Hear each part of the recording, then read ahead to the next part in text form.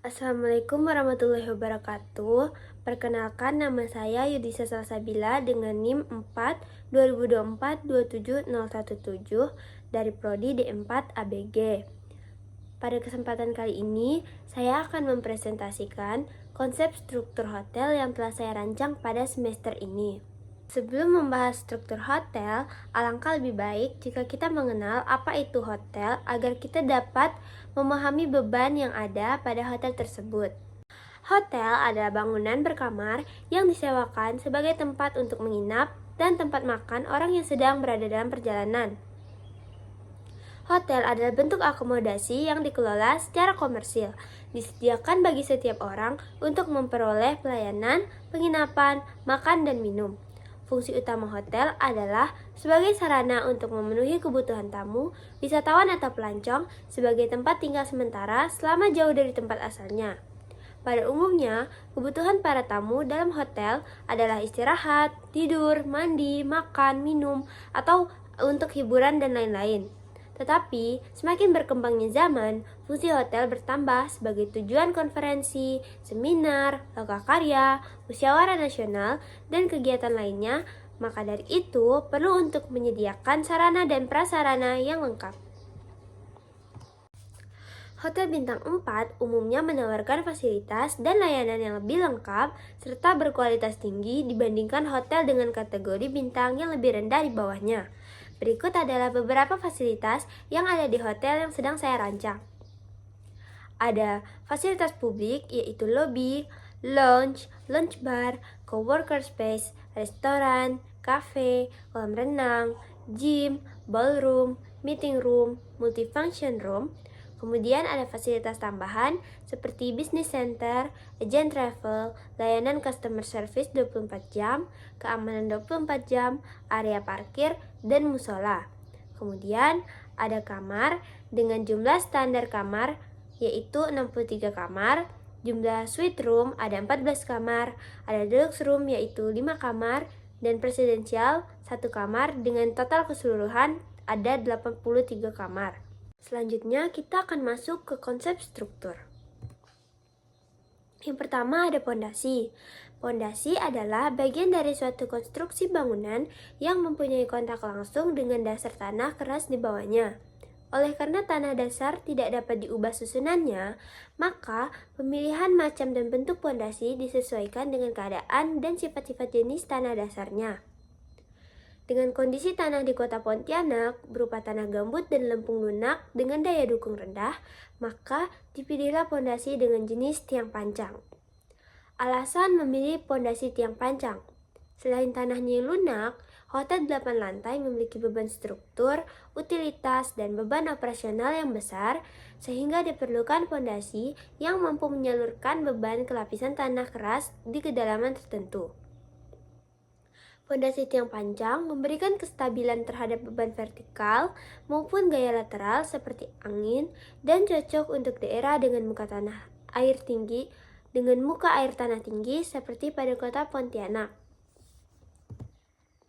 Kemudian, berikut adalah gambar kerja pondasi. Dan ini adalah detail pondasi.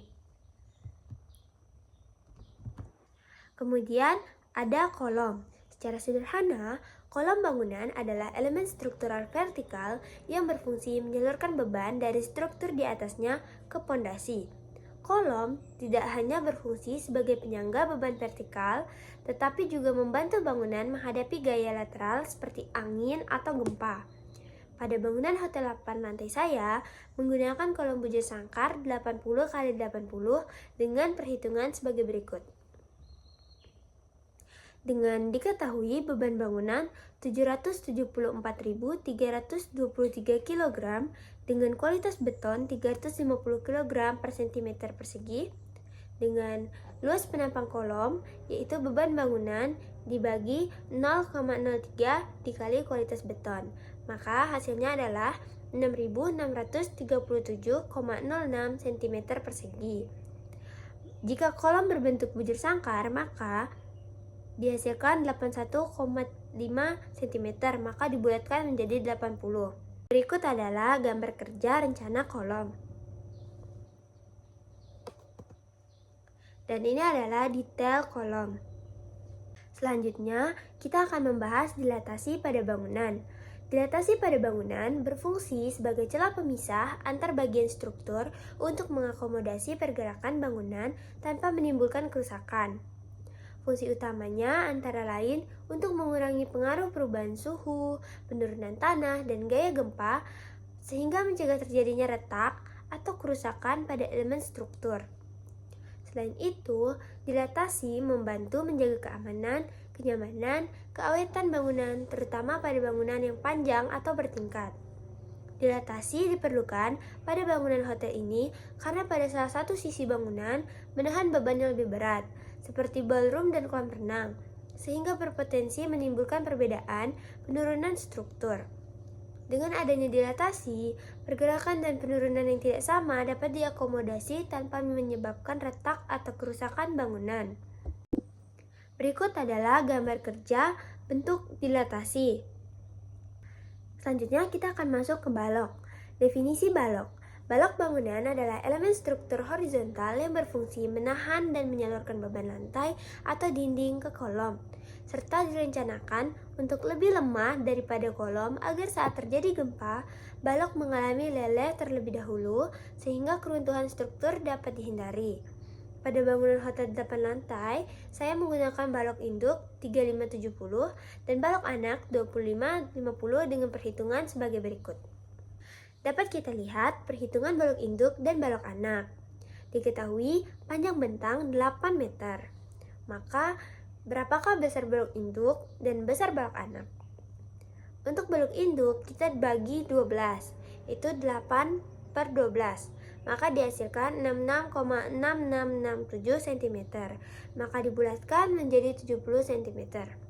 Dengan B-nya yaitu 1 dikali tinggi balok per 2, yaitu 35 cm.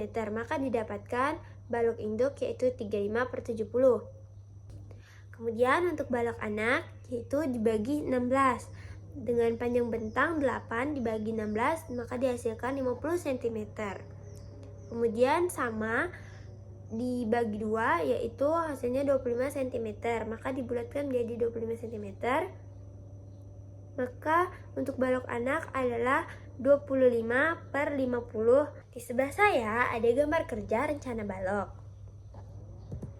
dan detail balok induk dan detail balok anak. Selanjutnya adalah atap. Atap adalah bagian bangunan yang berada di paling atas dan berfungsi melindungi bangunan dari pengaruh cuaca seperti hujan, panas, dan angin, sekaligus menyalurkan beban ke struktur di bawahnya. Pada bangunan hotel 8 lantai, saya menggunakan atap dak beton dikarenakan kekuatan dan kekakuannya yang tinggi dapat dimanfaatkan sebagai area tambahan dan kemudahan integritas sistem utilitas seperti peralatan mekanikal, yaitu tangki air, unit AC, dan panel utilitas yang dapat dipasang dengan aman di atas dak beton. Berikut adalah gambar kerja rencana atap. Selanjutnya ada struktur sirkulasi vertikal. Sirkulasi vertikal adalah sistem pergerakan dalam bangunan yang menghubungkan ruang-ruang pada ketinggian atau lantai yang berbeda, seperti melalui tangga, lift, eskalator, dan ramp guna mendukung kelancaran, keselamatan, dan kenyamanan pengguna bangunan. Definisi tangga. Tangga adalah elemen sirkulasi vertikal pada bangunan yang terdiri dari anak tangga dan bordes. Berfungsi menghubungkan lantai yang berbeda serta memungkinkan pergerakan manusia secara aman dan nyaman baik dalam kondisi normal maupun darurat. Berikut adalah gambar kerja tangga, yaitu tangga darurat, dan ini adalah detail tangga darurat dan potongan. Kemudian ini adalah rencana tangga umum dan potongan tangga umum. Selanjutnya ada lift. Lift adalah alat transportasi vertikal dalam bangunan yang berfungsi memindahkan orang dan atau barang antar lantai secara mekanis menggunakan sistem pergerak tertentu guna meningkatkan efisiensi, kenyamanan, dan aksesibilitas terutama pada bangunan bertingkat. Berikut adalah gambar kerja rencana lift dan detail lift. Selanjutnya yaitu definisi eskalator. Eskalator adalah alat transportasi vertikal berupa tangga berjalan yang berfungsi memindahkan orang secara terus-menerus antar lantai dengan sistem mekanis. Umumnya digunakan pada bangunan bertingkat untuk meningkatkan kelancaran dan kapasitas sirkulasi pengunjung.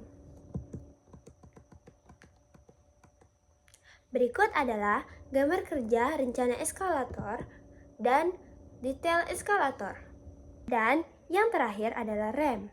Rem adalah jalur miring pada bangunan yang berfungsi sebagai sarana sirkulasi vertikal untuk menghubungkan perbedaan ketinggian lantai, memungkinkan pergerakan manusia, kursi roda, maupun barang secara aman dan mudah. Pada bangunan hotel 8 lantai ini, rem terdapat di ground floor sebagai penghubung antara muka tanah dan muka lantai. Sekian presentasi dari saya. Mohon maaf apabila terdapat kesalahan dalam pengucapan maupun perbuatan saya. Semoga apa yang saya berikan dapat bermanfaat bagi banyak orang. Assalamualaikum warahmatullahi wabarakatuh.